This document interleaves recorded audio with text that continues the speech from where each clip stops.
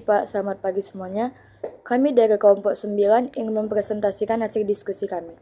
Adapun kata pengantar yaitu puji dan syukur kami panjatkan kehadiran Tuhan Yang Maha Esa, karena berkat dan rahmat-Nya kami dapat menyelesaikan penyusunan materi yang berjudul Asas-asas Hukum Ekonomi. Materi ini merupakan salah satu faktor pengukur bagi mahasiswa dalam memenuhi mata kuliah pengantar hukum Indonesia. Kami juga berterima kasih kepada Pak Jamalum Sinambela selaku dosen pengampu mata kuliah pengantar hukum Indonesia, karena telah membimbing kami kami dalam mengerjakan materi ini, sehingga kami dapat menyelesaikan makalah tepat pada waktunya. Kami menyadari bahwa materi yang kami susun masih jauh dari kata sempurna, baik dari segi penyusunan, bahasa maupun penulisan. Oleh karena itu, kami berharap kritik dan saran yang membangun dari para pembaca guna menjadi acuan agar kami dapat menjadi lebih baik lagi. Semoga dengan menyusun materi ini dapat memberikan manfaat bagi pembaca, sehingga dapat menambah pengetahuan akhir kata penulisan. Kami sampaikan terima kasih kepada semua pihak yang telah berperan dalam menyusun materi ini. Adapun anggota kami yang pertama ada Maika Widiawati Stompur selaku ketua, yang kedua Analia Hutapea, yang ketiga Putri Nebaho, yang keempat Christoph Hutajuru, yang kelima Michael Hutagalung, yang keenam Danianto Sinaga, yang ketujuh Bagas Silalahi. Pengertian hukum ekonomi merupakan segala peraturan baik yang berupa legislasi atau undang-undang, regulasi atau peraturan pemerintahan atau peraturan pelaksana lainnya, maupun kebiasaan yang dimaksud untuk mengatur cara-cara bagaimana sumber daya ekonomi secara makro dikelola untuk meningkatkan kemakmuran masyarakat. Adapun menurut para ahli, yang pertama itu menurut Sunaryati Hartono, hukum ekonomi adalah keseluruhan kaidah-kaidah dan keputusan-keputusan hukum yang secara khusus mengatur kegiatan dan kehidupan ekonomi Indonesia. Yang kedua, menurut Abdul Hakim Garuda Nusantara, hukum ekonomi merupakan perangkat peraturan-peraturan yang mengatur paling tidak dua hal yang berkenan dengan usaha-usaha untuk mengelola sumber daya ekonomi guna meningkatkan kemakmuran masyarakat ekonomi. Adapun dasar hukum ekonomi di Indonesia, yang pertama itu Undang-Undang Dasar 1945, yang kedua TAP MPR, yang ketiga Undang-Undang, yang keempat peraturan pemerintah, yang kelima peraturan presiden, yang keenam menteri, yang ketujuh peraturan daerah. Perkenalkan, nama saya Analia Hutapea. Saya akan membahas tentang pembedaan hukum ekonomi di Indonesia. Hukum ekonomi di Indonesia dibagi menjadi dua. Yang pertama, hukum ekonomi pembangunan. Hukum ekonomi pembangunan meliputi pengaturan dan pemikiran hukum mengenai cara-cara peningkatan dan pembangunan kehidupan ekonomi di Indonesia yang terbagi ke dalam beberapa hal seperti tanah, penanaman modal, asuransi, perjanjian internasional, dan kredit dan bantuan luar negeri. Hukum ekonomi sosial. Hukum ekonomi sosial menyangkut peraturan dan pemikiran hukum mengenai cara-cara pemberian hasil pembangunan ekonomi nasional secara adil dan merata terhadap hak asasi manusia secara nasional, yang menyangkut antara lain obat-obatan, kesehatan dan keluarga, transmigrasi, bencana alam, orang-orang terlantar. Sumber hukum ekonomi antara lain perundang-undangan, kebiasaan, traktat, jurisprudensi, dan doktrin. Selanjutnya kelima yaitu tugas-tugas hukum ekonomi, yaitu 1. Memberikan kepastian usaha dan investasi. Kedua, mengatur perekonomian dan pembangunan ekonomi. Keenam, yaitu asas-asas hukum ekonomi, yaitu 1. Asas iman dan takwa kepada Tuhan Yang Maha Esa, bahwa segala usaha dan kegiatan pembangunan nasional dijiwai, digerakkan, dan dikendalikan oleh keimanan dan ditakwakan terhadap Tuhan Yang Maha Esa sebagai nilai luhur yang menjadi landasan spiritual, moral, dan etika dalam rangka pembangunan nasional. Nama saya Christopher Drepio Tojulu, NPM 2206000183. Selanjutnya, asas kepastian hukum.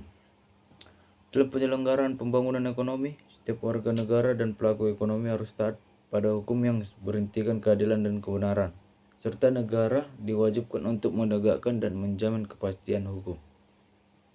Selanjutnya, asas transparansi atau keterbukaan. Mengaku hak masyarakat atau publik untuk memperoleh informasi yang benar, jujur, dan tidak diskriminatif tentang suatu kegiatan ekonomi, baik yang dijalankan oleh negara maupun oleh privat. Selanjutnya, asas akuntabilitas dan responsibilitas. Setiap kegiatan ekonomi yang berhubungan dengan kepentingan rakyat beserta hasil akhirnya harus dapat bertanggungjawabkan kepada masyarakat atau rakyat sebagai pemegang kedaulatan tertinggi negara. Contoh, penanaman modal, kegiatan pasar modal atau bursa, penarikan pajak, kegiatan asuransi dan perbankan yang menghimpun dana masyarakat, dan pengelolaan BUMN dan sebagainya. Sekian dari saya. Perkenalkan, nama saya Danianto Yunius Sinaga, NPM 2206000172. Asas kemandirian. Pembangunan ekonomi dilandasi yaitu pada kepercayaan akan kemampuan dan kekuatan sendiri, tetap mengedepankan potensi, kemampuan, dan kemandirian bangsa negara yang kita miliki, dan yang terakhir, pemberdayaan masyarakat Indonesia. Asas pembangunan berkelanjutan. Asas yang secara terencana mengupayakan perjalanannya proses pembangunan yang dilakukan secara berkesinambungan sehingga terbentuk perekonomian yang tangguh dan mandiri. Asas pembangunan berwawasan lingkungan. Kegiatan ekonomi dilakukan dengan tetap memerhatikan dan mengutamakan perlindungan dan pemeliharaan lingkungan hidup. Perkenalkan, nama saya Bagas Yudhistira Syagalai, NPM 22060600195. Asas kesatuan ekonomi nasional adalah pembangunan ekonomi beserta hasilnya dikelola secara merata untuk seluruh lapisan masyarakat di wilayah NKRI. Dan yang kedua, pembangunan di suatu wilayah Indonesia merupakan bagian dari pembangunan kesatuan ekonomi secara nasional. Asas manfaat. Asas manfaat terdiri dari dua, yaitu yang pertama, segala kegiatan pembangunan ekonomi beserta hasilnya harus memberikan manfaat yang sebesar-besarnya bagi manusia. Kemudian, peningkatan kesejahteraan rakyat serta mengutamakan kelestarian nilai-nilai unsur luhur budaya bangsa dan kelestarian fungsi lingkungan dalam rangka pembangunan yang kesinambungan dan berkelanjutan. Dan yang ketiga, asas keadilan dan pemerataan. Sumber daya ekonomi dan kegiatan ekonomi diselenggarakan secara merata ke seluruh lapisan masyarakat di wilayah NKRI, sehingga setiap warga negara berhak memperoleh kesempatan yang sama untuk berperan dan menikmati hasil-hasilnya secara adil sesuai dengan nilai-nilai kemanusiaan dan usaha-usahanya. Terima kasih. Perkenalkan, nama saya Michael Jono Tagalung, NPM 2206000166. Saya akan menjelaskan tentang asas keseimbangan, asas demokrasi ekonomi, dan pelaku ekonomi dalam sistem demokrasi ekonomi. Asas keseimbangan, sumber daya ekonomi dikelola secara seimbang antara fungsi lingkungan, sosial, dan ekonomi. Dalam pembangunan nasional harus ada keseimbangan antara berbagai kepentingan, yaitu kepentingan dunia dan akhirat, material dan spiritual, jiwa dan raga individu, masyarakat dan negara, pusat dan daerah, serta antar daerah, kepentingan perkehidupan darat, laut, dan udara, dan di dirgantara, serta kepentingan nasional dan internasional. Asas demokrasi ekonomi. Asas demokrasi ekonomi, sistem ekonomi disusun sebagai usaha bersama berdasarkan atas asas kekeluargaan, demi tercapainya kemakmuran rakyat banyak dan bukan kemakmuran seseorang, mengutamakan sebesar-besarnya kemakmuran rakyat. Perilaku ekonomi dalam sistem demokrasi ekonomi. 1. BUMN. BUMN adalah penyelenggara dan pengelola bidang-bidang usaha yang penting bagi negara dan menguasai hajat hidup orang banyak. Yang kedua, koperasi. Dan yang ketiga, swasta, nasional maupun asing. Biasanya peraturan perundang-undangan di bidang hak ekonomi meletakkan asas-asas yang dianutnya di dalam pasal 2 atau 3 peraturan perundang-undangan. Baik, kesimpulan dari hukum ekonomi.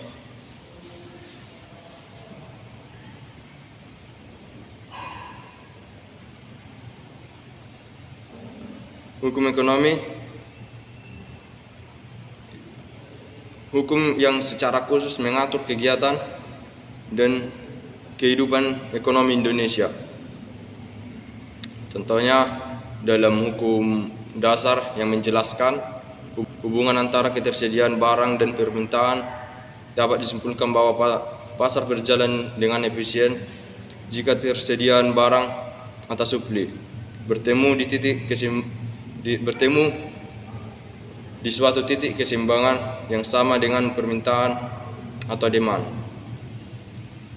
Pasar berjalan dengan efisien apabila supli dan demand bertemu di suatu titik yang sama, yang mana supli dimaksud dengan ketersediaan barang, sedangkan demand berarti permintaan akan barang tersebut di pasar. Titik keseimbangan atau dalam ekonomi biasa disebut dengan equilibrium adalah titik bertemunya supli dan demand. Jika keduanya tidak bertemu di titik yang sama, misalnya supli lebih banyak daripada yang diminta di pasar atau sebaliknya permintaan yang lebih besar daripada supli, maka akan menyebabkan suatu kegagalan pasar karena tidak mempunyai keseimbangan kedua faktor tersebut. Baik, sekian dari teori kami.